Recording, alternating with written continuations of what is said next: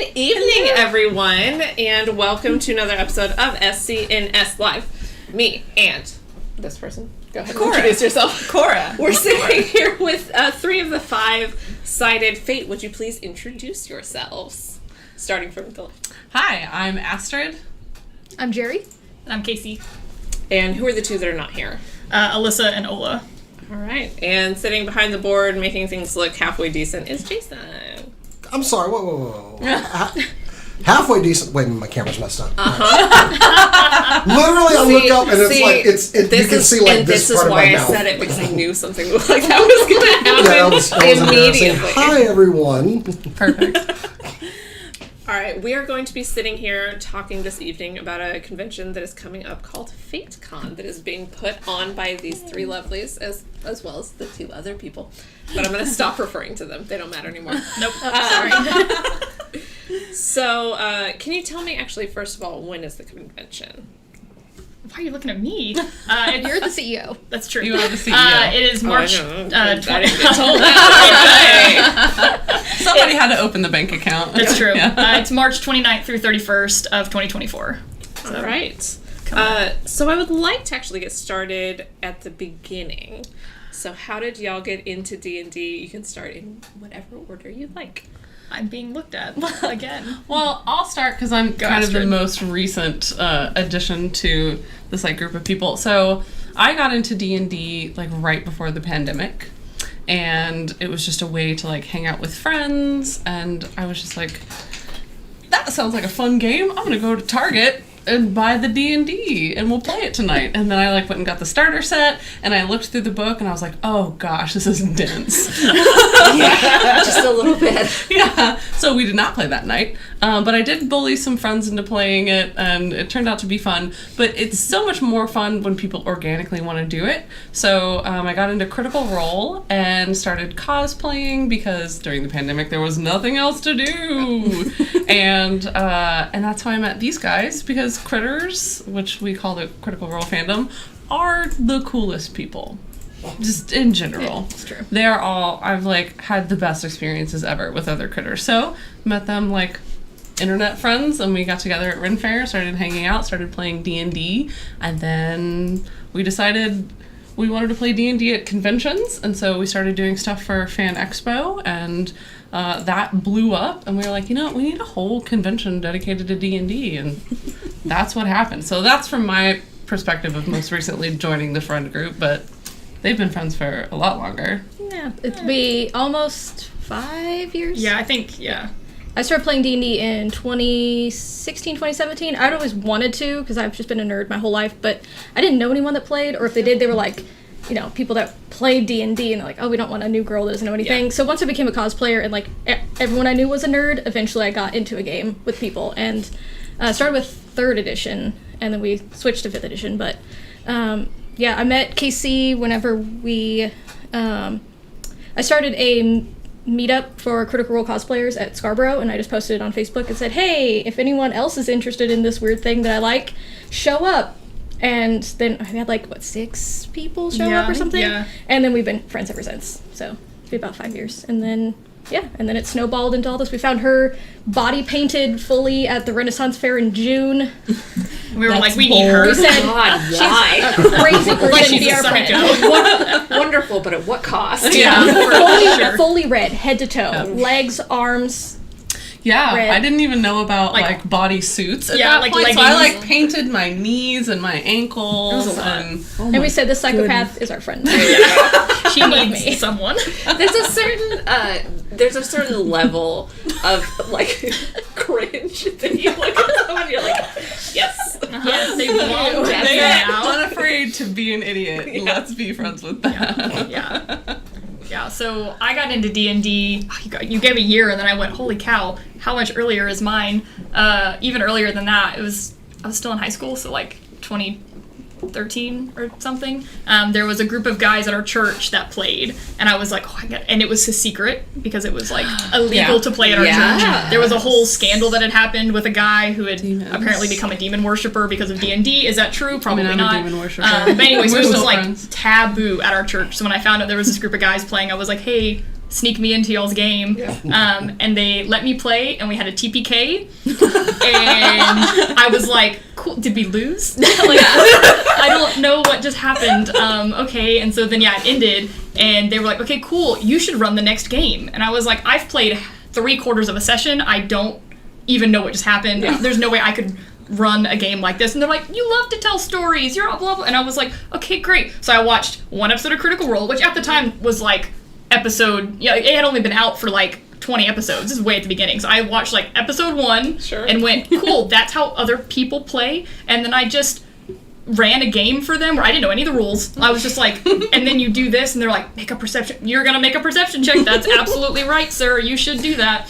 Just scream line. Yeah, 100%. It was like, what should we do now? Oh, one attack. Okay, you're one attack. Yeah. And then that kind of just like snowballed into like playing more games with that group of guys, which brought in a few other people from the church, and I kind of became like the illicit person who was running D&D games for the youth kids at the church, and no one knew. Like they would like tell their parents, we're just going to their house to play board games. Like they would not tell them they were coming to play D&D. I think dealer. one of them still does that. I still don't think her parents know that we're playing D&D. I do remember telling Mike, I started with y'all, actually. I played one session of Pathfinder, and the DM that I played with was very, like, rules heavy and very, like, not a lot of story, and I hated it. Yeah. And so I started watching Critical Role and started playing with y'all, and I told my mom, and she was like,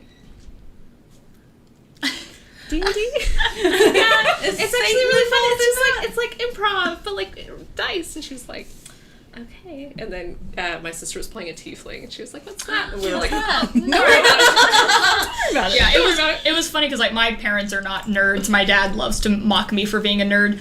But when I started telling him about D&D, he was like, oh, there was a secret group of people that back when I was in the singles at the church that were all playing, and I actually like got to meet the people who like DM for that. They gave me like their original set of dice from the 80s and everything. They were like, we're so glad like there's a new up and coming group that's doing that, of a secret illicit underground where we're like ghost busting ghosts out of a mansion. Like we're not, what do you think we're doing with D&D? Like we're not doing anything bad. Like so then I got into that, DM'd for people, and that was like a forever DM, of course, because they all loved me DMing so much that they were like, no, we're just gonna keep letting you do that. We're not gonna do that. And then I got into cosplay and almost gave up cosplaying because I didn't know anyone who did it, and it was like weird to just like, I'm not a social person. I don't just want to go look weird in public and then leave. And that's when I went to the meetup that Jerry hosted and became friends with people. So now I'm like, You almost didn't show up. I almost didn't come. I In the parking lot, halfway I was there, like almost turned around and just didn't go because I was like, I don't know these people. I'm meeting random people from the internet. Like, what am I doing with my life? and like children in the 90s, we were told not to do that. Yeah, And strangers from the internet are going to come kill you. Yeah, And like now they're all of our. But then we found out we had met like 3 or 4 times before that. that's true. At and other just never conventions. like we just like passing was like, hey, cool. Like we started like lining up with- our stories of like, wait a minute, I was there. Wait, that was you? Oh, and then it was like, oh, especially cosplay. yeah, like Who I knows? look completely different every time. So Yeah. it's like, the first like 6 times we met, she'd never seen my real hair. And when I finally took my wig off from her, she was like, whoa. Under there. The first time I saw her, I thought she was a child and that her sister was her mom. Oh. Yeah. No, and she thought my I was. mom was my sister. Yeah, the other way. Whatever. Right? Yeah. Yeah. And then I was in just my first cosplay ever was Enchantress from Suicide Squad. So basically, I'm just in a bikini and chains, and so she That's just an intense thought cosplay. I I was like, wow, this Look at lady is this- just naked and public. That's so weird. Who's this naked lady? Yeah. I'm And gonna that was be like her my first best con to ever friend. go to, and I was like, this is what cosplay is apparently, just naked people. And the first time we met her, we thought she was too cool. Her costume was too good. So like, obviously, she won't be our friend because she's too cool. I had the same cosplayer. experience. First time I met you, you were Paisha, and I was like, oh, it's Paisha! And it was so good, and you had the kind of halo thing. It was really, really cool. And then we found out all I'm of your a secrets. weirdo. Your secrets that you made that in your trunk of your car in the parking In the lot. parking lot I at the did. convention. Yeah, I make all my cosplays the day of. Which to make it more or less intimidating. Dresses me out. Stressed me out to no end. Because I don't know how she does it and it looks passable. I feel like if I did that, it would not look like anything. I don't know how you're really good at just like the rush job. Yeah. Give me 1 hour, it'll be fantastic. If you give me 2 weeks, I'll still do it in 1 hour. Yeah. Yeah. It's the ADHD lifestyle. Yes. Deeply, yes. All right. What is your favorite thing about D&D? You can pick like a time of D&D or just like a concept?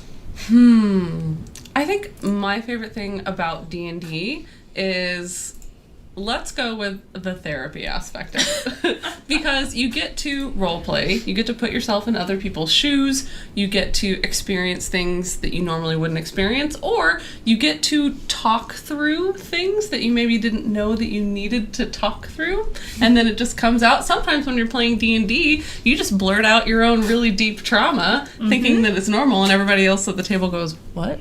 I feel like I'm being called out right now. You are being specifically called out.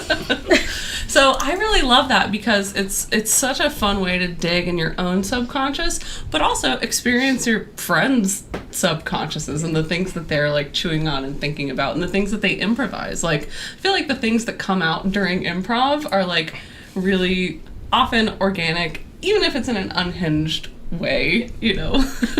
She's the most Like- unhinged human being I've ever met. 100%. It's concerning. Look, I talked to She my is therapist chaotic about the through fact and that through. all of my characters are absolute psychopaths, but Has a conclusion been made from that, or have you just talked about it?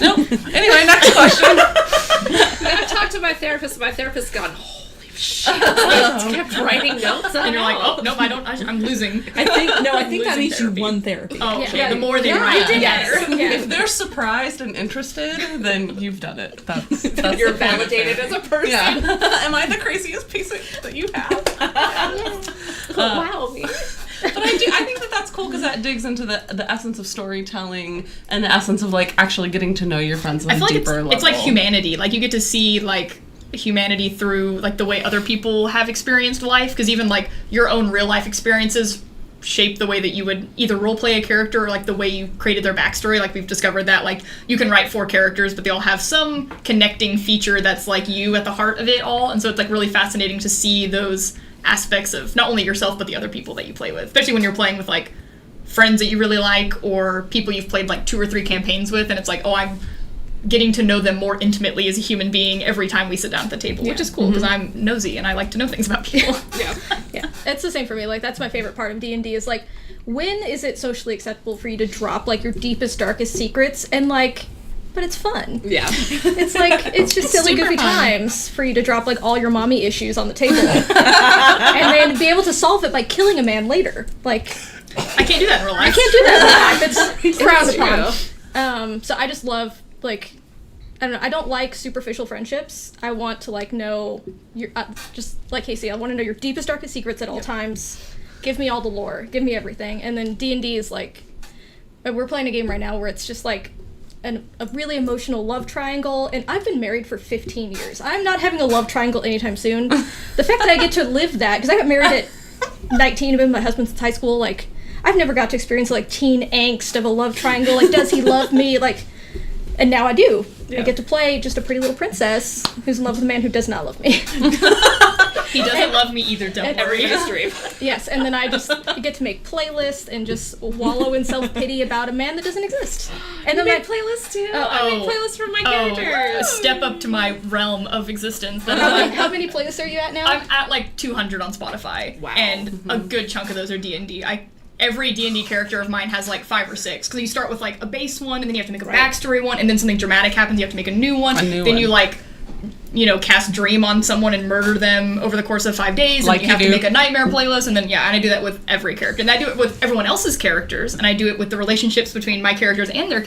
It's if you ever need just a vibe, you just think like, I need a playlist that has these songs, just text it to me, and then I will send you 50 songs that have to do with it. That is my skill in life. Is If I didn't also have that obsession a little bit, Yeah. I probably would. But, but yeah, also, the okay. best part is having your DM have that power, because I say, here's my yeah. character, here's a couple songs, and then give her access to it, and every couple of days I listen to the playlist and go, what does that song mean? Why is that song on there now? What is that? I don't understand. Why does it say I'm crazy? Why does it tell me to jump into the ocean? Just jump into the ocean. You should jump Why? into the I ocean. should jump in the ocean. I did jump in the ocean. yeah. And it I went got well. a And cool it worked bracer out out of really it, well, so yeah. it was fine. Nothing mysterious happened. I didn't just it lose was control of my body and leap into the sea. No. I don't know how to engage with that, so I'm gonna ask you a question. Yeah, for me, I do enjoy that aspect of it. I think for me, though, it's the storytelling, because that's like one was something that, like, was that something I was really into? But, like, that first group of dudes was like, oh, you love doing this. And I was like, I think you're right. So I've been writing, like, novels since 7th grade. So, like, 15 years. I do NaNoWriMo every year, which is National Novel Writing Month. We write an entire novel in the month of November, which is, like, really coming up soon, and I'm getting stressed about it, as I always do. So I've been doing that for, like, 15 years now.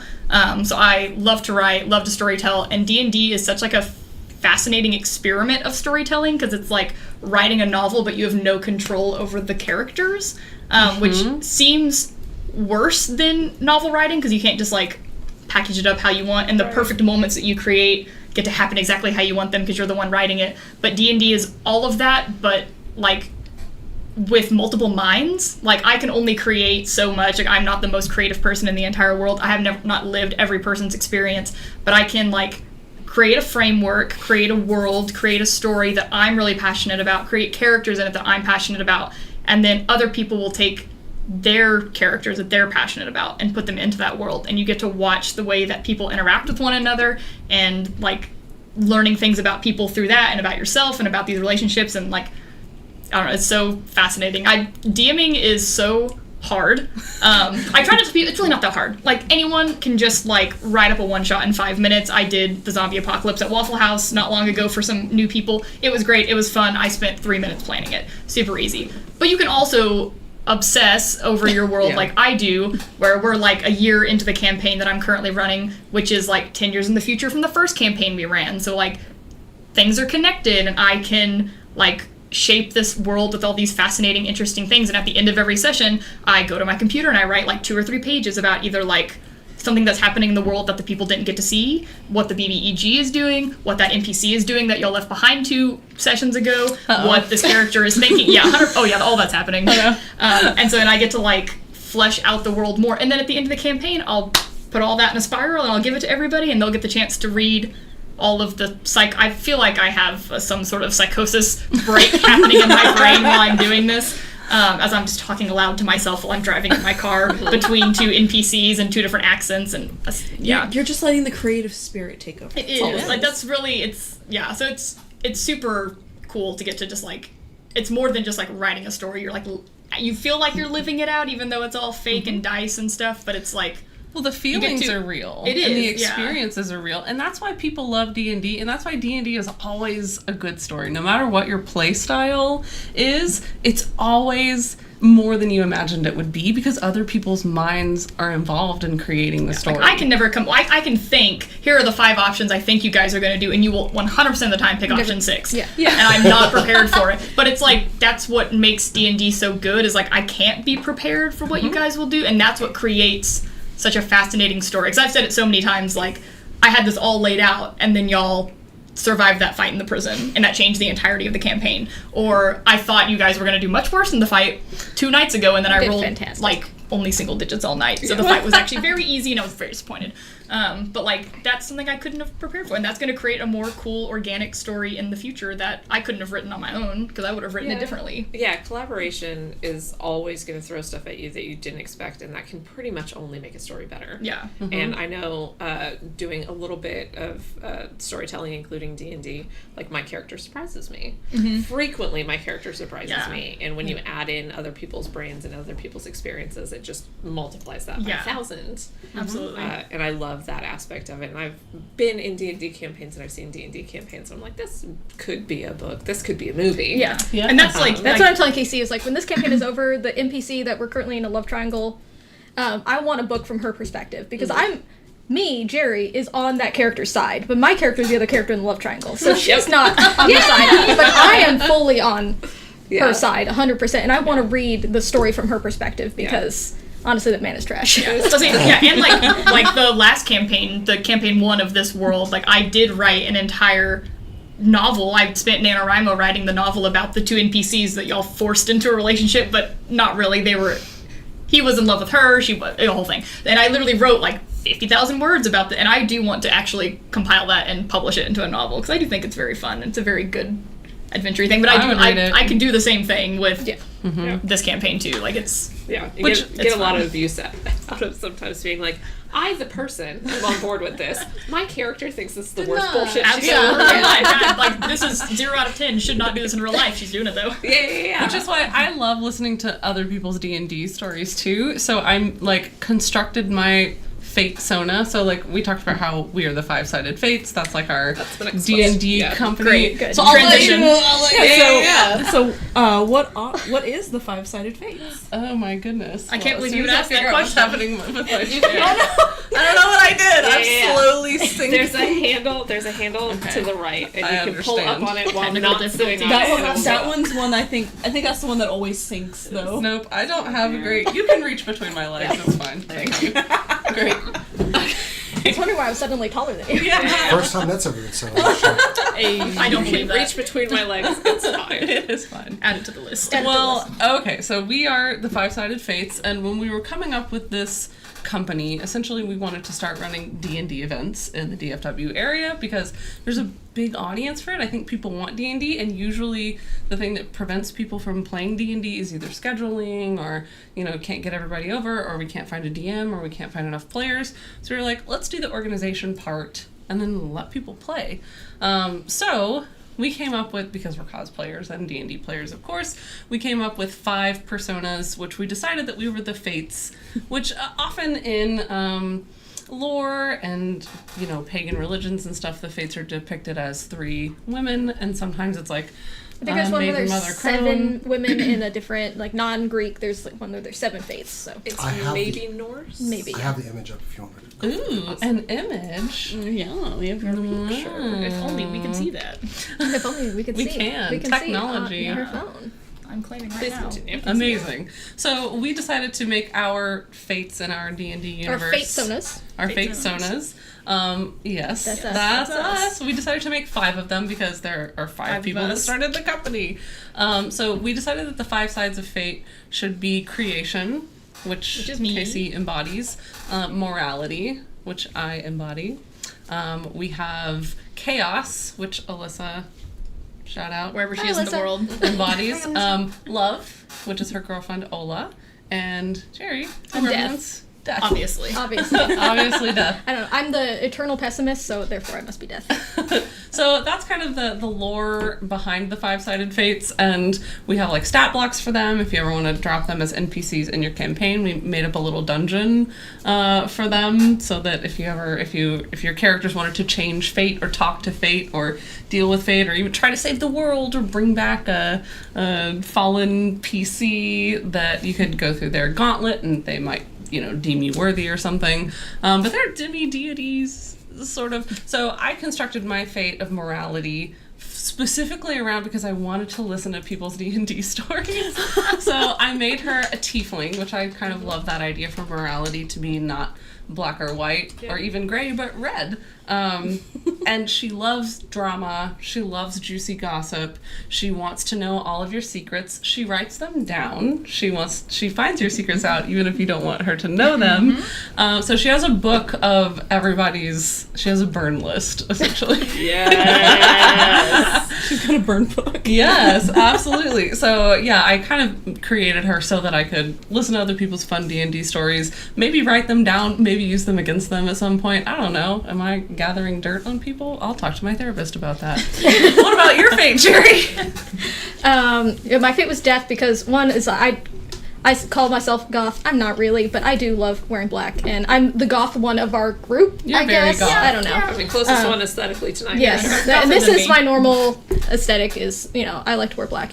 I was a emo kid in the early 2000s, and since I'm a pessimist and I'm like have very little emotion for other people, I feel like death wouldn't have a lot of emotion for others. So I was like, I have to be the end. I have to, because I can look a man in the eyes and be like, sorry, cut, your wife's dead. Sorry. Sorry about That's how it. it Sorry goes. about it. NPCs gotta die sometimes. Was it you get what everyone gets, you get a lifetime? Yeah. From The Sandman, which is my favorite comic book character. I can't believe I'm not wearing my necklace. Sandman. Yeah, I'm surprised. You My found a way favorite to comic book character. shoehorn Sandman into this episode. Can't give them those It's words. just one He's a of my scrunkly favorite man. characters. He is I a scrunkly cosplay her man. a lot. I appreciate It it. is a talent. Anyway, I love that. Yes. And because Jerry and I are equal and opposites, as we've discovered through playing We're D&D narrative together. foils at all times. Yeah, we either make the same character or the exact opposite characters. Yeah, narrative foils of each other. Nope, I'm not going to repeat myself to pronounce the word better. Make her say the word oil. Narrative fools. Yep, if it's OIL, it's just ol. Ol. I'm with you. It's ol. We're in the South. Yeah. It's just ol. Yeah. It's all. And so, so in that case, because she is death at the end of the spectrum, I am creation at the beginning of it. Because and God is a cat girl. God is a cat girl. I play. She's a tabaxi. Because of curiosity and like the pursuit of knowledge and wanting to know. I'm a person who wants to know literally everything about everything, and that's people as well. Like I love to I want to know your deepest darkest secrets. What's your greatest fear? But also just about everything in general. I just want to know all knowledge of the entire universe, even if it doesn't matter, even if like nobody else cares. I care. I'm not going to use it against anyone or use it for anything on purpose. I'm just going to have it. Morality will. Morality will use it against you. Against you, I just yeah. want to know it. Yeah. So creation is just wanting to like know everything so that then she can create from that. And she is, the origin of all and the beginning, and yeah, just also, a cute little cat girl. It's just an excuse for me to be a cat girl. Mm-hmm. We all knew that I was one my whole life, and now I get to be one. Now it's business. No, it's business. It's You're a business. cat girl. Cat girl CEO. Yeah. So sorry. All right. So moving on from that specifically, what inspired you to make a con? Well, so yes, we were all playing D&D together and doing stuff. Well, we also are in charge of run the DFW Critter Crew, which is just a Facebook group of Critical Role stuff. That's how we would run our meetups at the Renaissance Fair or the meetups at the local conventions around here. It was just, hey, let's all meet up and do this thing this one time. Cool. That's just a way to get to, and let the critters talk amongst themselves as a fandom for this area. And then I got contacted by Fan Expo 2 years ago? Last year? A year ago? Not this one, the one before that. And they were like, hey, do you want to bring out the DFW Critter Crew to, do stuff at the convention? And I was like what? And they're like, whatever you want to do. And I was like, well, can we, do panels on D&D and Critical Role? And can we, teach people how to play? And can we run games? And they were like, sure. And then they have, Sure. one table's worth of space. Yeah. So we played, 2 games over the weekend. That was, all we had space for, because that's all the space they gave us. And we didn't know if anyone cared. Yeah, and we nobody nobody signed up and everything. So I just told the DMs if people come, they come. If not, do whatever you want. I don't know if people care. And then so many people showed up, and we were like, oh gosh. And so then they asked us to come back and do it again at Fan Expo Dallas, which is much bigger. And they were like, we'll give you a whole room, and you kind of get to make your own schedule, do whatever you want. You'll have more space. And we played I think we had 150 people play D&D. Probably closer to 200. Closer to 200, maybe. Doubled up some tables sometimes. That's true. Mm-hmm. And we have probably turned away another 200, that wanted to play, but the tables were full. And so that whole weekend of us, running the games, running panels, that overflowed the room. We had to turn people away from the panels, too, I had because we to just didn't have physically space. stand outside the door. I was in my barbarian costume with a sword, and I literally blocked the door and wouldn't let people in because we were at fire marshal capacity in the room. Yeah. We're Yeah. like, nope. Get in trouble or something. Yeah, so come in here. and they were coming and monitoring our room to see oh, how many people care, and they stopped monitoring us because there's so many people in here. Obviously this is super important. And so we kind of got to the end of that convention and went, holy cow, there's a market. People want to do this. There was such a big group of it, and we realized very quickly that we can't keep doing that for the other conventions because one, they're not going to pay us, which is we did it for free and care honestly, of the community. Yeah, and for the community, it was fun. We had a great time, but it would not be sustainable to continue to do that. Because they were come to every convention that we run, come to Denver, come to Canada, and it's I'm not gonna start. I have a job. Yeah. I do too much. mortgage. I'm busy 40 weekends a year already. I can't add this to my life if I can't get paid to do it and make it worth my while. And so I kind of just went home and was telling my dad about it. And I was like, I think we could do this. I think we could rent a place. We could bring DMs. We already had them. At these, we just do that and we just make schedule and we just, how hard can that be? We just did it, but on this small capacity. We could do it twice as big, 3 times as big, however many people want to show up. And he was like, okay, yeah, do it.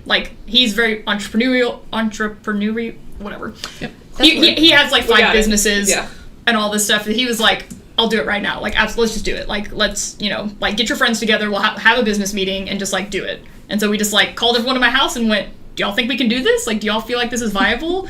And they were like, I think so. And we went, okay, cool. And I, like, went to the courthouse, got a name, built a website, and said, we're the Five-Sided Fates now. So The hardest part was coming up with a name. honestly, That took 2 months. And We then ran some by you, Yeah. didn't we? Yeah, I actually. Oh, yeah. When I'm the wrong friend to say, You hey, loved- should I do something? you 'Cause loved bonus action baddies, didn't you? I'm like, Nobody oh, I liked think that I one. gave him up, but I'm like, anytime my friend is doing, hey, do it. What do you need me? What do you need me to do to help you do it? So I'm the wrong person. I'm gonna motivate you with several boots to the butt. So yeah. So I was just happy. Yes, you should do it. What can I do to help you? Yeah. What's it gonna be? Yeah, so really, like, Fan Expo was like a trial run that we didn't know was going to be a trial run because we didn't know that we were going to do that. And so it was like, oh, I think that was, okay, yeah, that all just, like, cool, that was it. Like, and now we're doing it. And You said you started a website? Yes. yeah, I have a fivesidedfates.com, which is just, like, us in general. Because we've also been, like, brought out and done, like, events for other people. We ran D&D stuff at, like, I guess we could talk about High Fantasy Texas. Yeah, And- absolutely. Hi, Blake. Hi, Blake. Blake. A friend of ours that runs like fantasy-themed parties and things. He was like, "Hey, will you come to our party and run D&D stuff for us?" So that was kind of like our first official Five-Sided Fates gig, where we like showed up and ran D&D and talked to people about D&D and did that kind of stuff. So really, it's like more than just running conventions. It's like doing podcasts, going cosplaying and stuff, running, like, we ran D&D games for the charity group that we're a part of. We do like Capes for Capes Kindness. for Kindness. Shout out Hi, to Marcus. Marcus. Oh, Capes for Kindness. Yeah, so we're all volunteers who do that. So we have like a monthly potluck where we all get together and hang out. So we ran D&D for all of them as like a, give back to the group and teach them how to play. And so that was like also technically like a Five-Sided Fates gig of like us. So it's more than just,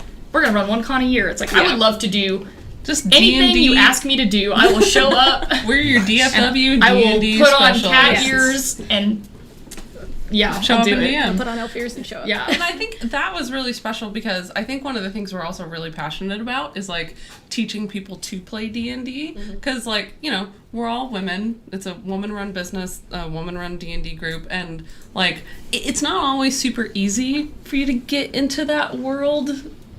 And maybe As it's not we're all easy for nodding, we all everyone. agree. Right. And so like we're very I like to say that we're evangelical about D&D. Yeah. So like are you somewhat interested in fantasy? Do I have the game for you, sir? Like Yeah.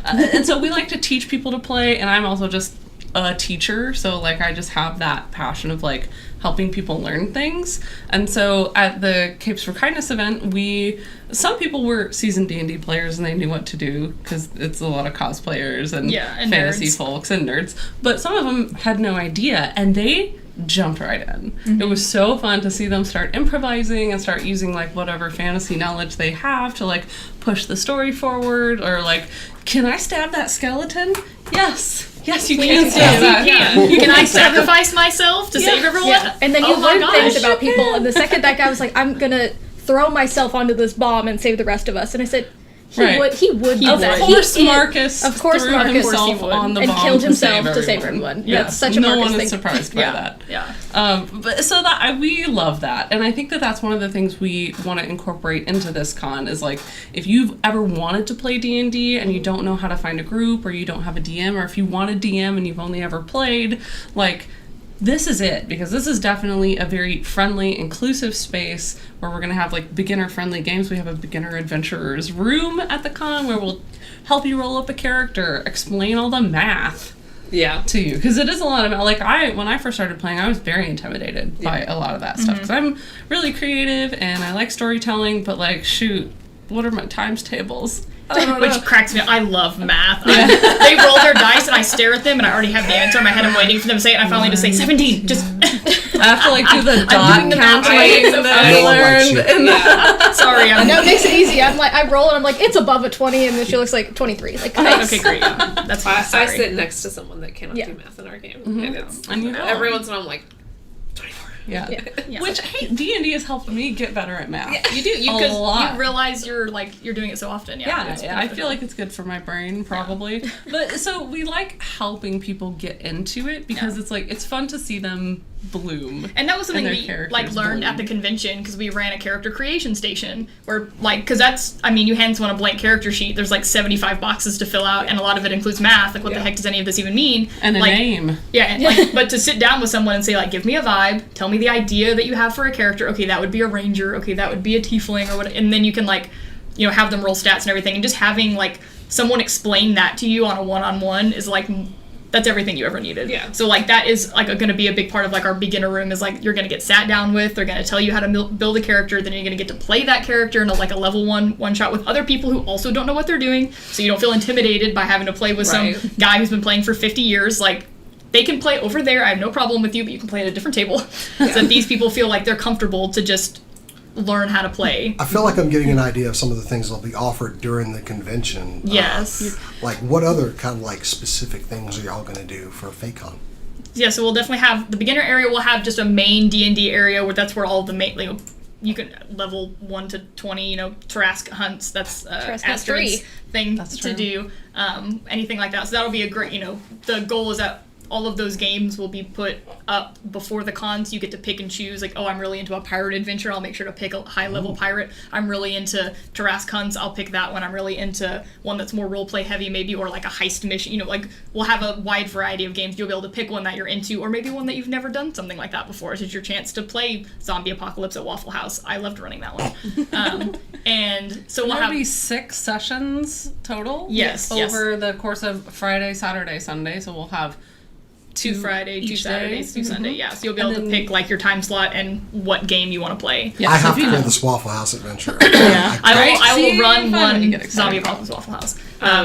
We'll Just have- real quick, is it is it all D&D? Yes, Or it'll is be it all TTRPG? D&D Okay. 5th edition. Okay. Yes. Just because that's what we know how to do. I can help literally Absolutely. everybody Yeah. everywhere because I know that one. Yeah, I'm in a Lazy Susan group where we're playing different TTRPGs, Yes. and that's a lot of fun, but fun. it also requires a lot of work. It does. And trying to I figure it out. love playing other systems. That's Yeah. kind of, we have a one-shot list that we go through, and a lot of those are other systems that Yeah. we've been playing through. And I do love to do that, but You maybe come back in the, home though. Yeah. You really come back home. Yeah, in the future, I would love to do whole things about let's all learn how to play Candela Cthulhu. Obscura and sit down and play some of those games. But for right now, D&D 5th edition, Absolutely. basic. Let's keep it normal. Yeah. We'll also have panels. We're gonna run panels about DMing, world building, character Trivia. creation. I love trivia so much. Jerry loves trivia. We I will have absolutely trivia let at her. work tomorrow, and I need to work on that. Yes. Things like that. We'll have beginner room panels as well. That are a little bit more beginner centered. We'll have vendors We'll have vendors. Yes, if you would like to be a vendor, apply. on our website. Yeah, apply We'll on have our a website. cosplay competition. Cosplay competition because we're cosplayers and I want other people to be dressed up to come to this convention. I'll be dressed up while I'm I'll there. at least be in this outfit. I'll Bare at minimum. least look like a yellow person.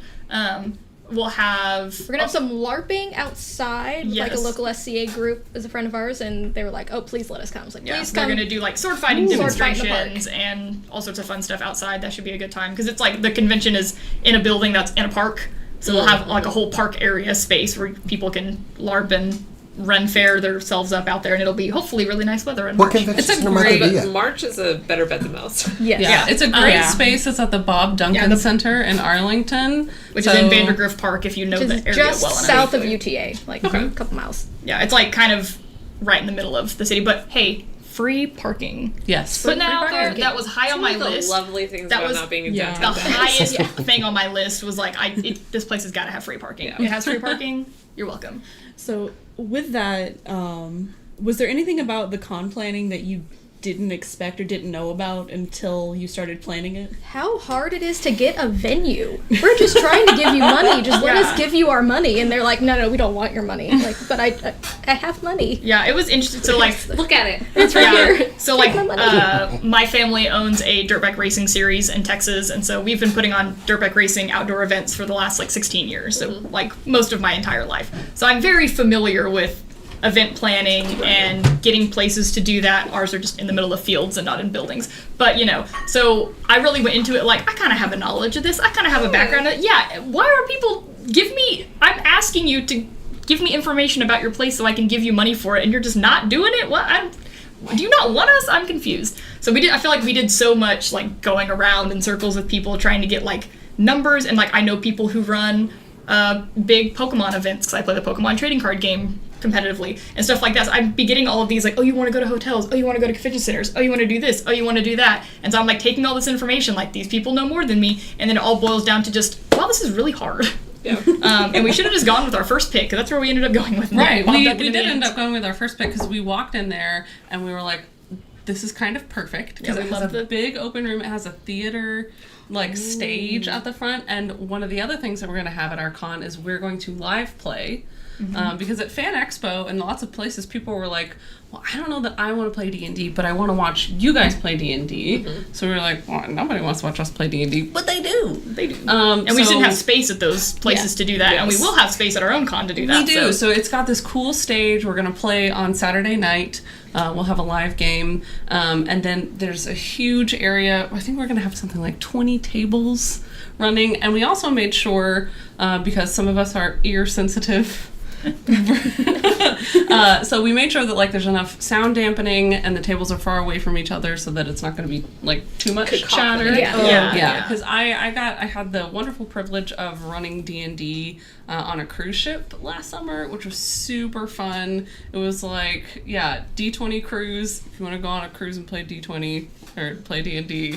It was so One fun. day it'll be Five-Sided Fates cruise. Yeah. That's in my cards. 2030 cruise. 2030. I'm gonna pre-order my ticket now. Yeah, absolutely. That's happening. It was super fun, but it was tough because, number one, so we were, in a room, and there was a lot of sound happening because, cruise ships are small, of the wonderful aspects of it, it was kind of packed, and there was a lot of sound, so sometimes it was hard to hear. Also, sometimes the ship would, shift, and, all the minis would, I just started thinking about dice rolls. Yeah, on a ship. There's 20 now. It's totally 20. I swear there's 20. So that's something that we tried to be very sensitive about at our con, that we had enough room and sound dampening places, and then also places where people could escape. Yeah. If 100 people in a room is too much, we have side rooms that are just sort of chill photo shoots and some chill D&D adjacent board games. And we're gonna have a community room where people can find other D&D people in their area to play, because that's something we have a Discord, Five-Sided Fates Discord. I don't even know how to plug that because I hate Discord. It exists though. It's Go on there. our website and it's figure linked out, through figure the out how to website. get there on your own. Discord's Discord's amazing. very fun. I don't understand it. happening I'm at once. old. I don't understand. I'm a person I who love has it. to read everything. If anyone posts, Oh, and God, I have to never see, joined Discord. I have to see all of it. So So when I get all on there, the there's time. 500 messages. I'm You get on any public I server. just delete it off my phone Yeah. immediately. Anyway, so we have space on there, and we'll be doing this live at the con too. Is here are all the comic book shops or game stores or whatever in your local area that are running games. Maybe this one is looking for a DM. This one's looking for more people to play. This one has games happening every Tuesday, and then you to put your name on a list that says, "Hey, I live in Mesquite, and I'm looking to play with people," and then other people who will see that and go, "I also live in Mesquite. I would like." And so we're gonna do D&D matchmaking, not romantically, but mechanically. Or I gotta be careful with y'all. Or as I discovered earlier, there's a lot of romance going on. Not in my real life, I can assure you. Our D&D games do tend on the But that's romance because side. I'm single and don't ever want to date in real life, so I gotta get it. So I gotta get it yeah. in D&D, right? So we'll be doing kind of helping people find, because that's all I hear from people that I talk to is I'd love to play, but where? Yeah. How? Where do I find And people? playing It's online can suck. Yeah. We're very Yeah. anti-play anti-online, online. and I know the pandemic killed a lot of game stores that had games running because people just kind of petered out and then never came back. So I know I've talked to several already that are oh, we'd love to do more, but we just don't have people that show up. And it's well, I'm gonna figure out how to do it. Advertise for our con, and I'm gonna get people to come to your store, because the whole point of D&D is community and collaboration and all that kind of stuff that we talked about. So the only way D&D survives is if the community is thriving, and especially your local community. If you don't want to play online, because nobody wants to play online, You can't play D&D by yourself. Yeah. That's So just you writing. need That's just at writing. least a That's book. called writing a novel. Yeah, that's just called writing a book. So it's we're trying to bolster the community, because we saw at the conventions that we did stuff for. It's the community there. exists. They're Absolutely. there. They're here. It's there. Somewhere. One We guy just, played to be organized. every session. He was at Fan Expo all 3 days. He was in our room the entire time. This man paid, how much is a 4-day pass? $150, something like that. Yeah. To He he got one autograph on Friday, and the rest of the time he was in our room playing D&D. So it's I was obviously people want to do that. this guy really wanted. He's no one. I've never found anyone to play D&D with, and I was there's 200 people in this room right now. Yeah. Go make some friends. And even at the con we were just at, people just came and talked to us Oh, for yeah. 2 hours because they were no I just one get in to my life cares talk- about D&D. Yeah, I get to talk about D&D with other people who like D&D. Like, that's even something that, like, which is sad to me. I'm like, oh, a bummer that you don't have people to talk to. Just talk to people who don't even care. Just say it anyway. Just info dump on your Info D&D dump on account. people about D&D. We do it just- a lot. That's what we've done on this podcast. That's why we have a business now, so it's business expense. Yeah. Hey, there you Info go. dump on Info dump, people. Yeah. Yeah. I did. So, go on. I did want to ask because you are an all-female group. Is there any particular experience? Not that you just want to bitch about, but like, is there like maybe? Oh, I have a great Jerry one. has I a have good a one. great Jerry one. has the best one. There The were a worst couple one. of guys in my group that were fine, and I still like them. But, so my character, I was playing a tiefling sorcerer. She was a necromancer, the most roundabout, bad way to be a necromancer. Don't do it. But I don't have a 20 charisma. Jerry's charisma is very low. So, I said my character's charisma is just like, she's got great boobs. Just a great rack, because why not? And so my character's very flirty. Her whole thing was to like scam men out of their money, so she would sell guys this really expensive wine and then tell another guy that was her favorite wine so that they would buy from the person and then get the whole thing. Schemes. So I missed one session, and the guys in my group sold my character into sex slavery to the king to get out of jail. And her backstory was she was a child bride in a cult and was forced to marry an old man when she was like 9. And then she killed him and kept his bones in a bag. And that was her skeleton. Okay, She summoned all so the time. first off, good for her. Yes. Good for her. But also, like, damn. They literally said, oh, well, Persephone wouldn't care. Like, she's flirting with guys all the time, and, like she doesn't like men. That's not. And that's also, not fair. if I would have been there and said, oh, I'm going to scam this king, don't worry, that's different than you guys saying, oh, you slept with the king so that we didn't have to go to jail. Like, Yeah. I did not consent. I never came back. It was... Yeah. The group was... Like, you can be pro drinking glass of water and anti waterboarding. Yeah. It's about Yeah. control the fucking And the situation. problem was, it was a group of all guys. We're all veterans, because I was in the Air Force for 6 years. So it was an all-veteran group, and I was like, hey, my people, like, this is what I've worked with for years. And then they literally sold me. And I have not gotten over it. She has not I have gotten not over gotten it. over it. I I thought talked they about were it a lot. I thought they were my Like, friends. keep Yes. that a Sold me. little Yeah. bit. Like, just Yeah. keep it. After that, like, I never went back to that group, and then that's kind of when we started, or we had just started playing with a different DM, and then we switched to where my husband DMing, and just playing with them and knowing that they're not gonna. Yeah. Right. Can I just add, it's stuff because you like need that. Navy veteran friends, because we'll throw down for anybody. Like any point of the night. Just, Yeah. I don't know you. I don't know if we had any Navy guys in that group. I See? think it was Army and That's the Army and Marines, and I Oh, was see, there. that's the Oh, problem. there, You didn't have the there's the best. problem. There's the I'm problem. sorry. There's the I mean, problem. sorry, that's mean, but any also- army in the room is a bad sign. But, Well, yeah. and that because of that experience, we're taking this very seriously for FateCon. That like all the people that we approve to be DMs, we're gonna have a meeting and talk about like safety tools at the table, consent, like X cards, like how to handle stuff like that, what things are absolutely off limits. Like, so it's going to be a very friendly con, and that's not going to happen. Yeah. At FateCon. And I think that like when we were at Fan Festival just a few days ago, we were telling people about FateCon. You know, we were dressed up as our fake characters, we were cosplaying, we were like talking to vendors and telling people who were like looked like they were in D&D cosplays about it. And we stopped a mother and her daughter who were both in like elven fantasy wear. We were like, hey, do you guys play D&D? And they were like, yeah. So we like got to talking. We were like, well, we've got a convention coming up soon. And they were like, you guys are running it? It's run by women? And we were like, yes. We don't have to have this conversation because I already know where you're going to go with it. Yeah. Yep. Understood? Yes. And so I think that is really important to people. And also, you know, not to be super feminist about it, but like, the patriarchy hurts men too. You know what I mean? Because how many of the people at your table that you were just talking about were probably not cool with that plan And didn't say anything. And didn't say anything. There are because two we're guys not that I know gonna for go sure against- weren't cool with it because they still tried to talk to me afterwards, and the other 3 have never spoken to me since, so they know what they did. Right. And so like just because there's this idea that like let's go to the brothel, like I don't know, I feel like that hurts men too. Yeah.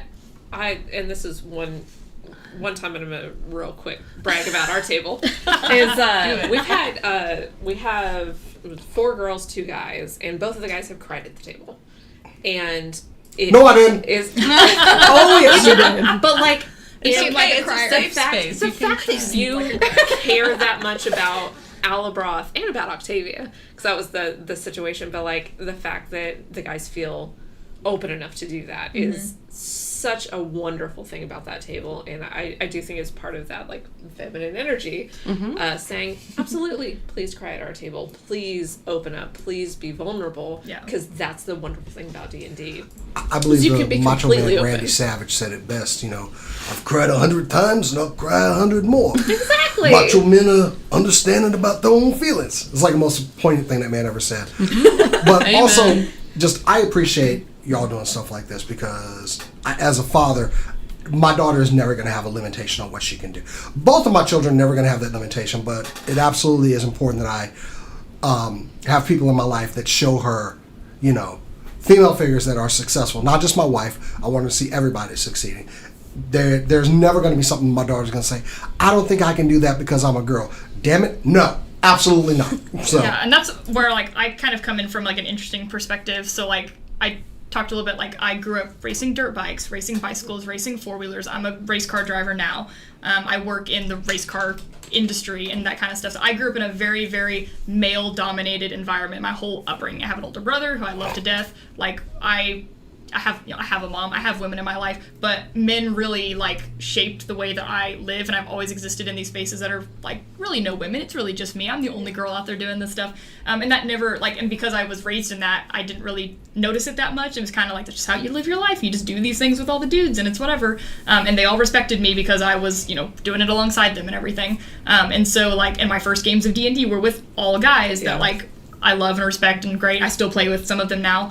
And so like to hear those stories and things, like I didn't really put it together until that time at Fan Expo when several people told us that. They were like, oh, it's so cool to see the D&D room is being run by women because we're just not used to that. And it like had not clicked in my brain yet that like, oh, this is a space that women don't feel comfortable in. I'm a very like in your face, aggressive female. I don't take no nonsense from no one. And so, like, to hear that from other women that maybe are not quite as in your face as I am, it's like, oh, I didn't realize that they needed that space. Like, I just hadn't even put that together because I hadn't even noticed. And it's like, now that I see that and I hear those stories more now, I'm like, oh, we did need to do this. Like, we needed to be the people to set this up. Like, I'm glad that it was us that is starting this because it did need to exist. There are, like, I'm the same way. My dad was very much like, you're going to do all the same stuff your brother's going to do. You can do literally anything you want.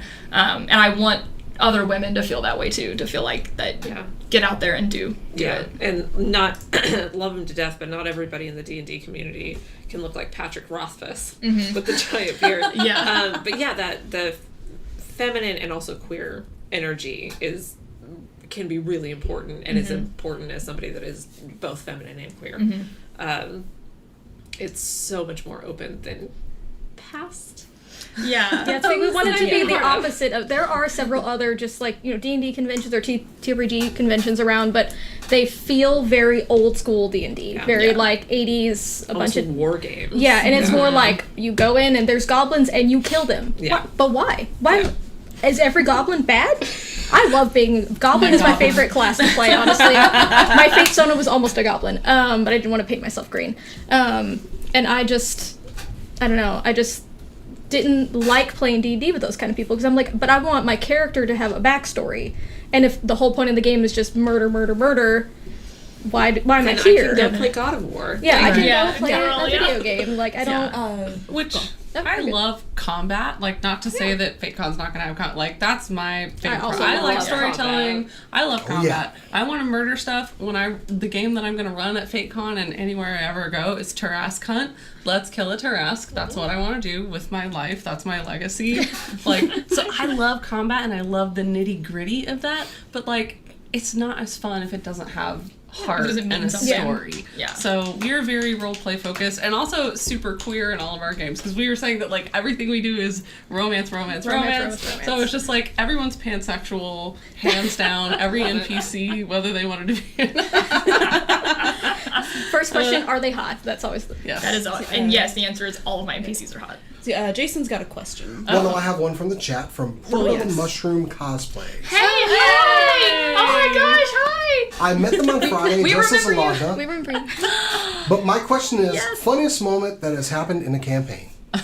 Oh gosh, hi, little Laudna. Which I love you to really death. actually Thank wanted you. to talk about this because when we were mentioning DFW Critter Crew and how we all met, I really wanted to plug like how special DFW Critter Crew is. And like when this Laudna cosplayer like came up and talked to us, she gave us a little like cool pate mini that she had sculpted. Yeah, and like so cute. it's so special to meet other people that have this hobby. Like we're blessed that we like, you know, get to hang out with people like you guys and nerds all the time. But like, you know, before I met anybody in the DFW Critter Crew, I didn't have that. Yeah. You know, and it's so special to find that connection, and the community of D&D is just amazing. We really want to build that here in DFW, and like, you're such an inspiration to us. So cute. Yes, You rock, we love you. Barbara. You But just do a anyway, Gen Z heart? I did. Oh, I don't even My know how to students do that. taught me to do I this. can't. They were like, "Why are you doing this? This is can't. the new part." Full Yeah. heart. Can I give you Children, a tip? my Okay, number fingers one, are you broken. straighten your middle fingers. No. No problem. I've never, And then a never in my life have I done that. Am I a youth? It does. All right, cramp what? the Sorry, hand. what was the Anyway, question? funniest funniest moment. Funniest moment in a campaign. Yes. This is funny and also so sad. So in Love it already. Yes. So in the campaign we're currently playing, where Jerry's husband is the DM, me and Alyssa, one of the other fates, we play twins. And in this campaign, we are having dreams of the future, and that future is the level 20 fight that's going to be the end of the campaign. So we're constantly having this recurring dream nightmare where we play as our level 20 characters. We've built the sheets for them, and we try to win the final fight, and we lose it over and over again. Yeah. So We've died so many times. So we've died a lot. In traumatic. this, yeah, if we didn't have trauma before, die we every definitely time. have it now. Except for this one. She's never died. That's true. She has I survived. always die in the You worst always ways dip possible. out before she dies? Yeah, yeah. So anyway, so You were we're saying funny moment? so we're in the final fight.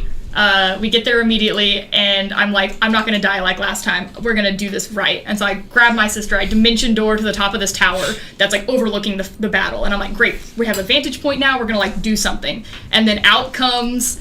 Who we don't know who he is. We keep calling him Bone Daddy because that's what his mini looks like. We don't know what he is. We have not met him in game yet. And he like immediately like casts a power word kill on me. It doesn't work because I'm over 100 hit points, and I'm like, Okay. sucker, got you, you scrub. And then he's like, fine, cast disintegrate on my sister. She rolls high enough, it does nothing. And she's like, oh my! I literally stand up from the table, and I'm like, we're gods, we're unkilled. I'm playing like an 18-year-old, so she like who thinks she's the greatest thing since sliced bread. She's a bard.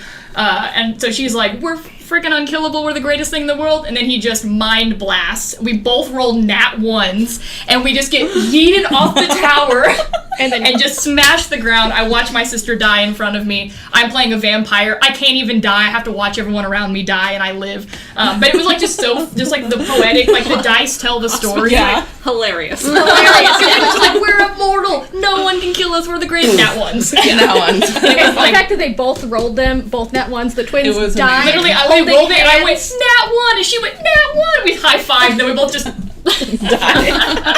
And because it's funny, because like we know it was a dream. Like our characters felt like it was real, but like we as people knew it was a dream. So it was very much like, what a poetic way for us to die in this stupid, like telling over and over again of this thing. Like like that moment, the nat one mind blast will live in my heart forever. I'm trying to think of the funniest moment. I love the sad stuff in D&D, so I always gravitate towards the sad things too. So I'm trying to think of something happy. We have some great quotes though. We keep a running like list of the best quotes, and one recently from Jake, who's in the game that Love you, Jake. that Casey runs, was the flesh is willing, or no, No, the ship is willing, but the flesh is weak, because he wanted to teleport. The ship is sentient, therefore it's a creature. Therefore we can teleport it into the middle of a castle. On And- a volcano. And we said, no, he said, the ship is willing, but the flesh is weak. And I want that tattooed across my chest. That's the funniest thing I've ever heard in my life. You and a willing creature. Yeah. Yeah, And if that's the what they boat- were like. How many can this teleport scroll take? And I was like, oh, like what, 7 or 8? And they were like, and the ship is sentient. It's a creature. And I was like, no, we're not doing this. And Like, it's willing. Like, it's willing. I was like, A willing creature, I have yeah. a rule of cool. I think the lesson is that yes, ship can be a sentient creature. Yes. Yes. His name is the Clockwork Courtesan. We went back in seamlessly. Sorry. I'm And, not sure what happened. Happens. Astrid did try to flirt with him. You got like 30 seconds. I did. Yeah. The last one shot that we ran, which was actually not D&D 5th edition, but rather Monster Hearts, which is kind of like Heard of it, never played yeah, it. it's kind of like Buffy the Vampire Slayer, high school angst, romance, flirtation kind of stuff. We decided to do that in Beholder High so that all the characters were Because beholders. beholders are my favorite monster. I just really like beholders. Yeah, so it was a great. very unhinged romance So game where unhinged. everyone was a horrifying eye monster and yet also an angsty teen. Lots of tentacles. Just I was about to say with Yeah. Eye stalks. Eye stalks eyes? everywhere. Yeah. Do the eye stalks like cover one part of the eye? Yeah, like Really a emo. nice Swoop around. Yes, the absolutely. whole thing was completely crazy, and it's the only time that I've successfully romanced Jerry. I try in every campaign, and it's only ever happened. I don't once. notice when people are Laura. flirting. I don't notice when people are flirting. I mean, I don't get it. I've been married Even when for she's not 15 trying. years. So that's my funny story. So we know that you have a website and all this kind of stuff. There is something that we did want to give you, and I do want to hand it over to Jason. Oh gosh. I was. I'm let me so get this scared. camera. Gifts are my love speaking of Jerry language, so today, I do believe brand recognition is great for anybody that's up and coming and everything. And I looked into fakecon.com for you guys. Unfortunately, it is tied up right now, but it will be entering the public domain again. But I have purchased for you fate-con or fate-con.com for you. You now own it. It is yours. And it is online and it's linked already to Five Sided Fates and that page. So if you check out fate-con.com right now, you can go there, find all the information on FateCon, and buy tickets and everything. So that is our gift to you, and we hope that this is going to be the best. Don't y'all start getting all weepy. Gifts are like literally. You I could just spit in got my to- face and I wouldn't care. But if you handed me one Hershey's Kiss, I would think you're the love of my life. I just I got love to people a to give me website. Noted. It is Are you ready? He handed me this Spit in her Dr. Pepper face, give before her we Hershey's started. It is and I said, our "This is gift love." to you guys, and we wish you all the best on your con. you. So you so yes, much. if y'all might have noticed I was actually using it in some. You did, and I was like, literally, oh, no, I was why did he talking put to that on Jerry. there? That's not our I'm website. like, why oh don't- yeah, why you is don't that have on this, huh? Oh, okay, you don't. Mm-hmm. Okay. Yeah, I was like, no. I'm already why are putting you up the using that? redirect and everything. It's actually been live since noon. So, Oh, wow. so that is our gift to Incredible. y'all. Seriously, I'm all for the con. I'm definitely going to attend because I love playing D&D. And good luck, guys. Yay, thank you so you. much. All right, one more time, if you could give us all the details of the con as far as you know right now. Yes. So it will be at the Bob Duncan Center in Arlington, Texas on March 29th through 31st. That's Friday, Saturday, Sunday. And your ticket, if you purchase a ticket, will guarantee you at least 2 games, and then we'll have more signups for the day of. All right, and give me social media, anything you want to plug. Yeah, so anything. we have our group Instagram, Five Sided Fates. The website is Five Sided Fates. We also DFW Critter Crew. If you just want to hang out, if you're a Critical Role person, that's on Facebook and Instagram. I am Kyrie Celeste on the internet on Instagram and TikTok. So Yep, and I am Little Jerbear 47, but little is LILGERBEAR 47. I've had that since 1996. So anywhere where that is, that's me. I'm all over the internet. We'll shout out Capes for Kindness one more time too, because they're an amazing charity. They do like cosplay events for children who are less fortunate, and they're awesome. So if you want to donate or care about that, go check them out. And I'm Blastin' Astrid on Instagram and TikTok. And the other two that are missing are Alyssa K95 and then Protector of Nerds that are not here because they're working. Our 4th and 5th Fates. Fourth We and have fifth jobs. Fates. We have jobs. Alright. We also we all have have jobs. jobs. We just have Monday through Friday jobs. 9 to 5. You can find us at pretty much all the social media at SCNS Live. You can find me individually on Instagram at The Good Cast. I will say, I'm going to FateCon, and I love critters more than I can stand. But if I'm the only Dimension 20 cosplayer we there, love Dimension like 20. I was at Fan I Expo, know, the only but you one look I so saw good. the entire weekend. I know. I'm gonna be Why do upset. people not get more into Dimension 20? Ilfa, I highly recommend. Ilfa Snorgels. I love her to death. It's an iconic I love her character. to death. I will be very fun. Fig. I will be Fig. We should have Yeah, Dimension I will 20 be day, IDA Critical for Role day, sure. and And OC I'll day. have my new Laudna together by that time. Yes. Perfect. Social medias. You can find me on Twitter, Instagram, and Blue Sky at Corodono Art. I will also be at FateCon, and I'm gonna like do this that my campaigns get chosen because I want to run them again. Approved. Approved. I am coming You're out the first Yeah, approval. that's the other thing. If you want to DM for us at our con, Yes. applications are open on our Vend at our website. If you want to con. vend, if you want to be a panelist, if you want to just volunteer. If you want to stand in because the park and play a lute, just sure. you want- We're looking for a a trumpet player. to announce people as they come in. That'd be fun, right? People like to do that. If you don't do it, I'll do it, and nobody wants to hear that. Are you trained in the trumpet? No. Okay, there we go. I play a ukulele and D&D Hey, and a keyboard. same. Oh, the funniest thing that ever happened is she played a ukulele and a kazoo at the same time while singing. My sister held it out for me as I. It was. No, the funniest thing was when I played my song on the piano and I made Ola lose her mind. We all cried. We all cried. Jason, That was really social fun. media. Sorry. You can find me Twitter, Instagram, Blue Sky at JasonX. All right, and we're all going to say together, keep on nerding, okay? Okay. As we always say, We always say, keep on nerding.